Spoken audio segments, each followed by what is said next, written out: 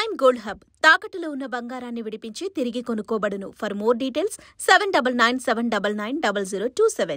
Welcome to ఆదా. నేను హరిత.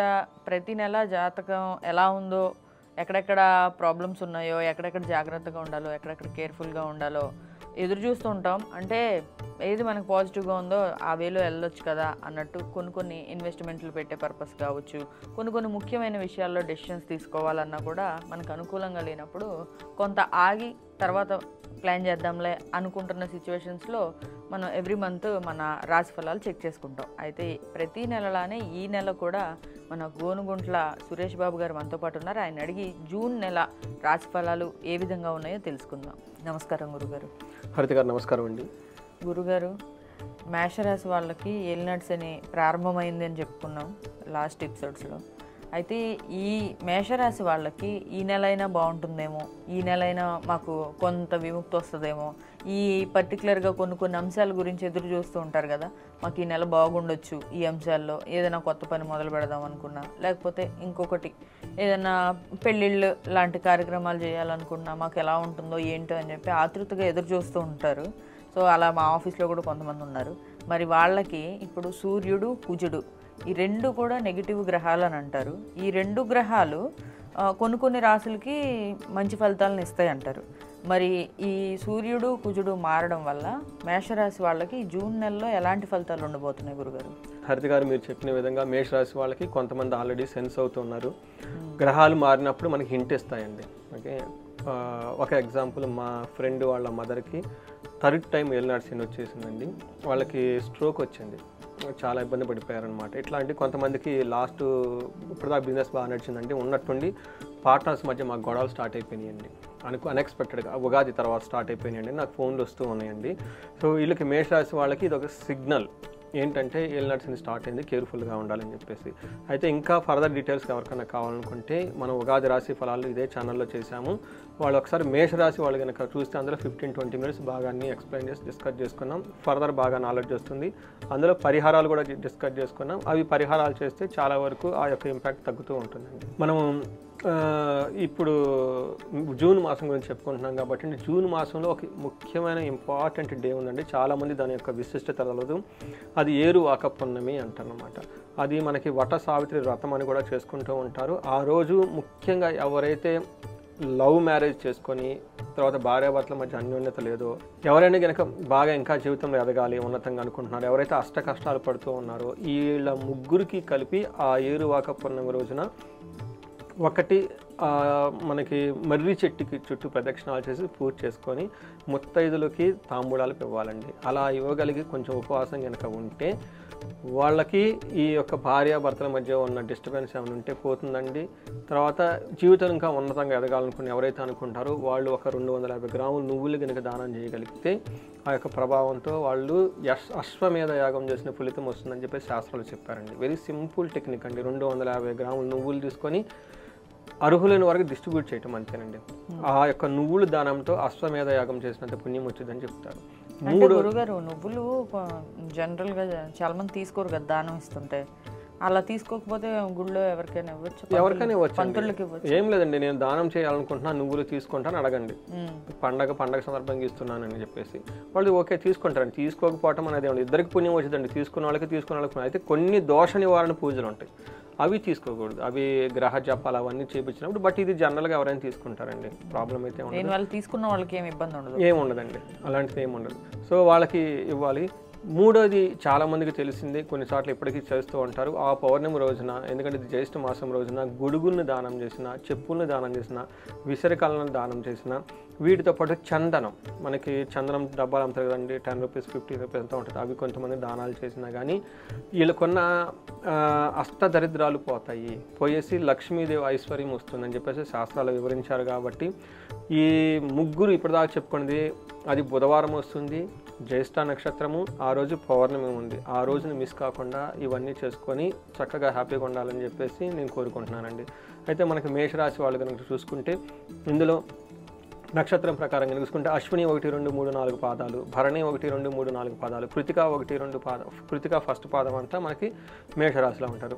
పేరు బలం కనుక మనం చూసుకుంటే వీళ్ళకి చూ చే చో లా లీ లు లా లో ఆ అన్న అక్షరాలంతా మనకి మేషరాశి కింద వస్తారనమాట. మనం గ్రహస్థితి సంచారం కనుక చూసుకుంటే మీరు ఇందాక అడిగిన విధంగా 2 పాప గ్రహాలు క్రూర గ్రహాలు చేంజ్ చేస్తున్నాయి. ఒకటి సూర్యుడు, తర్వాత కుజుడు కూడా మారుతూ ఉన్నాడు, వీళ్ళతో పాటు శుక్రుడు బుధుడు కూడా మారుతూ ఉన్నారు అనమాట. ఈ యొక్క 4 గ్రహాల యొక్క స్థితిని సూర్యుడు మిథున రాశిలో, బుధుడు కూడా అదే మిథున రాశిలో ఉన్నారు, శుక్రుడు మీనరాశి, కుజుడు వచ్చేటప్పటికి సింహరాశిలో ఉన్నారు. ఈ యొక్క గ్రహాల యొక్క స్థితిని బట్టి మనకి మేషరాశి వారికి ఎలా ఉందో చూద్దాం. మేషరాశి వాళ్ళకి మనకి ఏమంటారంటేనండి లఘు గోచరం సూక్ష్మ గోచరం అన్న కాన్సెప్ట్ ప్రకారం సింపుల్గా చెప్పాలంటే మేషరాశి వాళ్ళకి చాలా విషయాల్లో చాలా బాగుందని మనం చెప్పుకోవాలి. మీరు అడిగిన విధంగా ఎల్నాటి శని ఉన్న లాస్ట్ 2 months కొంచెం ఇబ్బంది పడ్డారు. ఎందుకంటే సూర్యుడు యొక్క గమనం వాళ్ళకి అనుకూలంగా లేకుండా జాబులు పోవటం కొంతమందికి. నాకు కాల్ కూడా వచ్చింది ఒక అమెరికా నుంచి ఏప్రిల్ ఆర్ మేలో కాల్ వచ్చిందండి. జస్ట్ మాకు జాబ్ పోయిందండి, ఇప్పటిదాకా అదే కంపెనీలో 5 years 6 months చేస్తున్నాను, సడన్గా జాబ్ పోయింది. సో ఇలాంటి ఏలినాటి శనిలో జరిగే అవకాశం ఎక్కువగా ఉంటుంది. లాస్ట్ 2 monthsలో ఇబ్బంది పడినా కానీ జూన్ మంత్లో వీళ్ళు బాగుంటారు. జూన్ మంత్ వీళ్ళకి చాలా పాజిటివ్గా ఉందని చెప్పుకోవాలి. జూన్ మంత్లో సూర్యుడు 3rd హౌస్లో ఉండటం వల్ల లక్ష్మీప్రదంగా ఉంటుంది, అంటే ధనం వస్తుంది. రెండోది ధనం ఇప్పటిదాకా ఎవరైనా కోల్పోయినా కానీ తిరిగి ఆ ధనం వచ్చే అవకాశం ఎక్కువగా ఉంటుంది. తర్వాత అఖిల విషయ భోగం, అన్ని విషయాల్లో చాలా ఎంజాయ్మెంట్గా ఉంటారు. అయితే శత్రువులు బాధ ఎక్కువగా ఉండే అవకాశం ఎక్కువగా ఉంది. ఛాలెంజెస్ ఫ్రమ్ ఎనిమీస్ అంటారు కదండి, ఎనిమీస్ వల్ల బాధపడే అవకాశం ఎక్కువగా ఉంది. ఇది కనుక మనం గమనించుకుంటే ఒక రకంగా వీళ్ళకి ఈ మంత్ అంతా బాగుందని మనం చెప్పుకోవాలి. వీళ్ళు శత్రువుల వల్ల ఇబ్బందిగా ఉంది కాబట్టి ముందు వీళ్ళ శత్రువులు ఎవరో తెలుసుకోవాలి. సో ఒకటి శత్రువులు ఉన్నారా లేరనకుండా మనం పని చేసుకోవడం చాలా ఉత్తమం. ఎందుకంటే వాళ్ళకు ఎవరో ఎత్తుకొని ఏదో చేసే వాళ్ళకి టైం అంతా వేస్ట్ కాబట్టి జరిగేది ఎటు జరుగుతుంది కాబట్టి దూరంగా ఉండేసి పేషెన్సీగా ఉండాలి. అంటే కాంట్రవర్సీ మ్యాటర్స్లో ఎంటర్ అవ్వకుండా. మన శత్రువు ఏం చేస్తాడంటే ఏదో ఒక కాంట్రవర్సీ క్రియేట్ చేయడానికి ట్రై చేస్తారు, వాళ్ళ మీద వేసేస్తారు. అందుకని చెప్పేసి కొంచెం దూరంగా ఉండటం, పేషెన్సీగా ఉండటం, ఎక్కువగా రియాక్ట్ అవ్వకుండా ఉండటం చేసుకుంటూ ఉండాలన్నమాట. ఏదైనా జరిగినా కానీ take it light, let it go అన్నట్లుగా వెళ్ళిపోతూ ఉండాలన్నమాట. ఎక్కువ సీరియస్గా అక్కడ పట్టి నొక్కుంచకుండా. కరెక్ట్ అండి. ఏలినాటి శనిలో చాలామంది అన్నోయింగ్లీ చేసే మిస్టేక్ ఏంటంటే ఇది చేస్తూ ఉంటారు.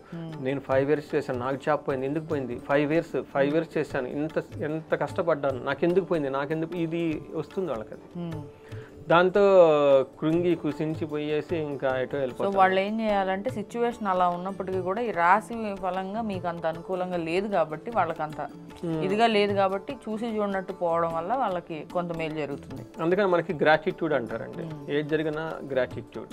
అప్పుడు ఏమవుతుంది, ఓకే నాకు 5 years నుంచి సరే షెల్టర్ ఇచ్చారు కాబట్టి thank you to that, go for the next one.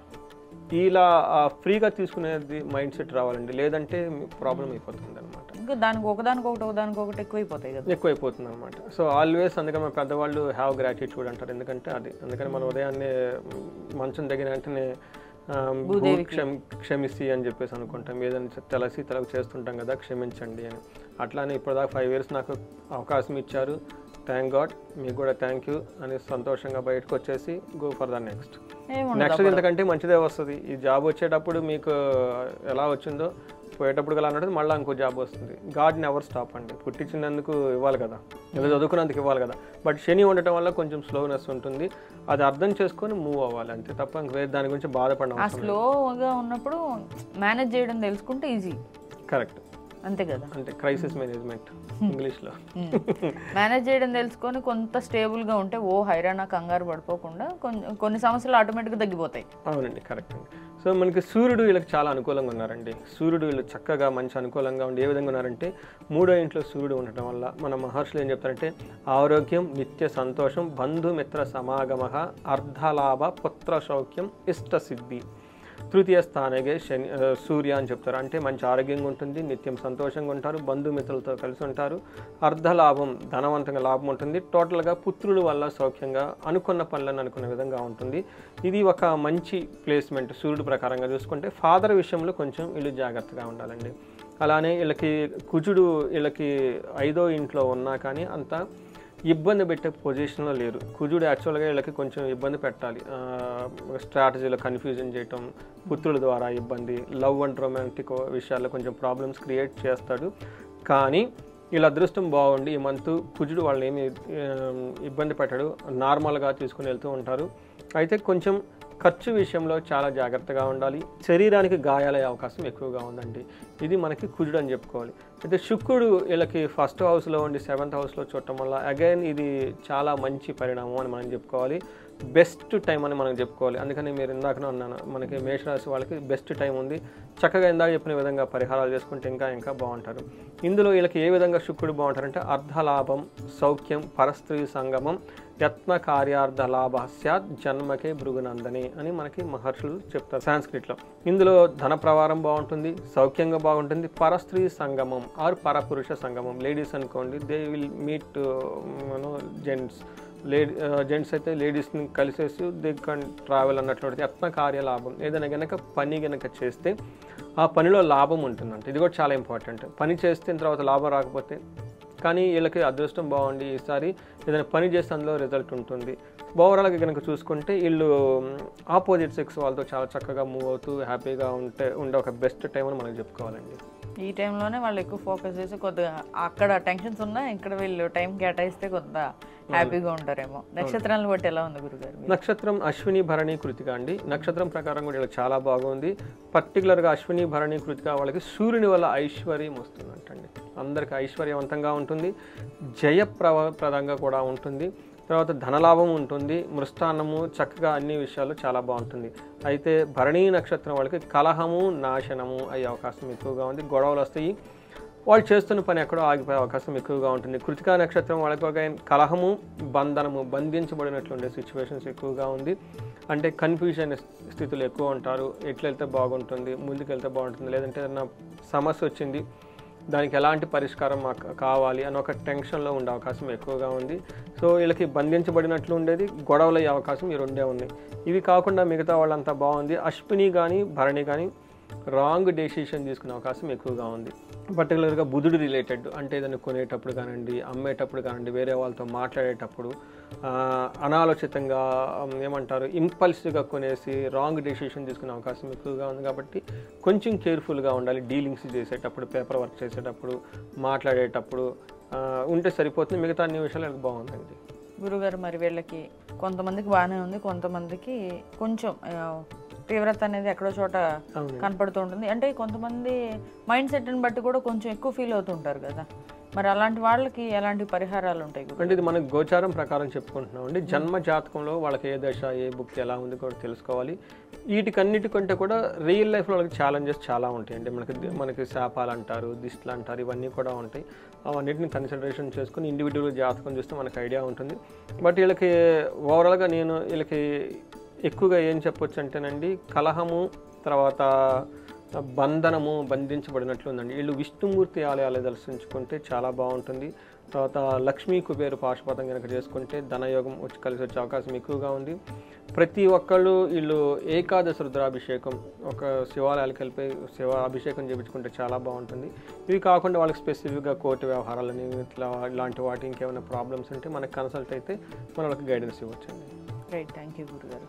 చూసారు కదండి మేషరాశి ఫలితాలు. సో ఎవరికైతే కొంచెం తీవ్రత అనేది ఎక్కువగా ఉంటుందో, సమస్యల్లో ఎక్కువగా ఫీల్ అవుతుంటారో, మరీ చిన్న చిన్న సమస్యలు అయితే చిన్న చిన్న పరిహారాలు ఇంట్లోనే పూజలు చేసుకుంటూ దాన ధర్మాలు చేసుకుంటూ గడిపేయచ్చు. కానీ కొద్దిగా ఎవరికైతే తీవ్రత ఎక్కువగా ఉంటుందో వాళ్ళు గురువుగారిని కన్సల్ట్ అవ్వాలనుకుంటే ఈ నెంబర్కి కాల్ చేసి డైరెక్ట్గా ఆయనతో మాట్లాడచ్చు.